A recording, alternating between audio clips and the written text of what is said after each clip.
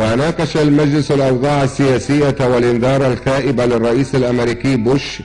وخاطب السيد الرئيس القائد حماه الله السادة الوزراء قائلا إن هذه المعركة ستكون آخر معركة للعراق مع كل متجبر لئيم إلى حين من الزمن، وآخر معركة عدوانية تقوم بها أمريكا على العالم إلى حين من الزمن أيضا، وإن النصر متحقق بكم إن شاء الله، والاندحار للباطل عدوكم مندحر بعون الله لأنه على باطل والله أكبر.